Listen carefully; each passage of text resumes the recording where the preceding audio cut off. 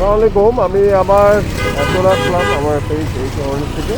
এখন এই মুহূর্তে আছি হচ্ছে আতিবাজার টার্নিং পয়েন্ট। আমি এদিক থেকে স্ট্রেট চলে যাব বাইনাজি আতিবাজারে, স্ট্রেট করাচির দিক চলে যাব। সো দেখি রাস্তাঘাটের কী অবস্থা, যদিও সানসেটের জন্য কিছুই দেখা যাচ্ছে না। তো আমি যেটা করব, আমার একটু রফভাবে বেরোতে হচ্ছিল, সরি, যদিও এটা রাইট ছিল না, বাট যেহেতু সবাই এলোমেলোভাবে ড্রাইভ করছে, এই জন্য আমিও একটু সুযোগ নিলাম। বাই দ্য ওয়ে, যদি ঠিক হয় নাই, বাট তারপর আপনারা কখনো এরকম ট্রাই করবেন না।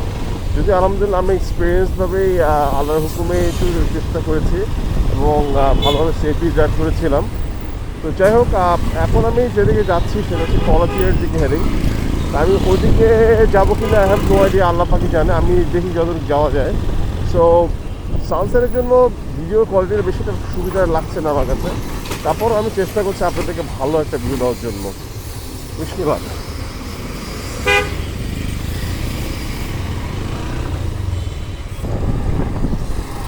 যাই হোক, আমি এখন আমার কন্টিনিউ করছি হচ্ছে এই মুহূর্তে আছি ভাওয়াল।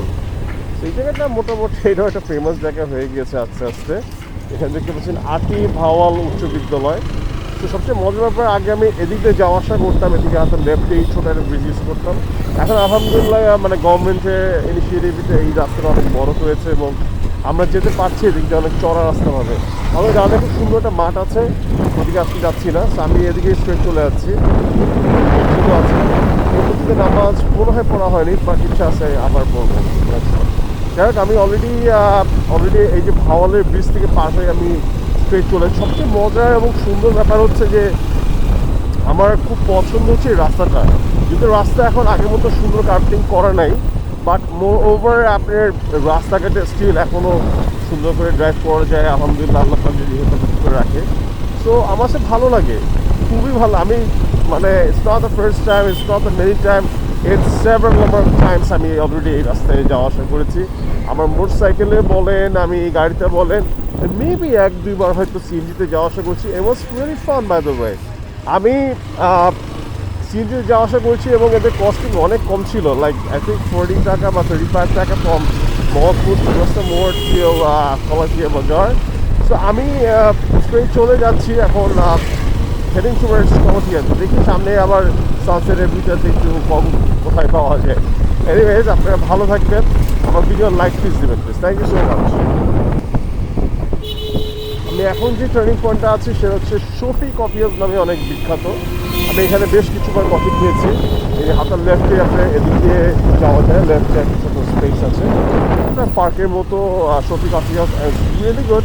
আমি অ্যাকর্ডিং টু দিস জোন, মানে এই জোনের হিসাবে আমার মোটামুটি খারাপ না, এবং ওপেন স্পেস, যদি অনেক মশা, বাট এছাড়া অনেক মজা লেগেছিলো আমার এখানে এসে। যাই হোক, আমরা খুব মজা করে আসি মাঝে মধ্যে, আমি সেফলি যদি চেষ্টা করি এবং অনেক মজা পাই আসলে যাওয়া আসা করতে। দেখেন রাস্তা মোটামুটি খালি এবং দুজন তিনজন ডাবল করে চালাচ্ছে। যাই হোক, অনেক সমস্যা না, এখন আমাদের এইভাবেই বড় হয়েছে, এভাবে আমাদের ফেস করে যেতে হবে, এটা কোনো ব্যাপার না। এখন আমরা স্ট্রেট চলে যাচ্ছি। আমি এতে সামনে কাছাকাছি মনে হয় একটা রিসোর্ট পাবো সম্ভবত, দেখি আমি কারেক্ট বলতেছি কিনা আপনাদেরকে। সিএনজিগুলো খুব বাজেভাবে চালায়। যাই হোক, এখানে কিছু টার্নিং পয়েন্টগুলো আছে যেগুলো একটু হেইসি লাগে, বাট আলহামদুলিল্লাহ। হ্যাঁ, এখানে একটা রিসোর্ট আছে, Shyamal Bangla evening play side হচ্ছে রিসোর্টটা, এত লেফটে Shyamal Bangla resort. It's very good one, আমার কাছে ভালো লাগে এখানে এসে। এখানে মানুষজন 3জন করে ড্রাইভ করছে, it's very good one. Anyways, এখানে কোনো নিয়মই নেই এখানে ড্রাইভ করাটার।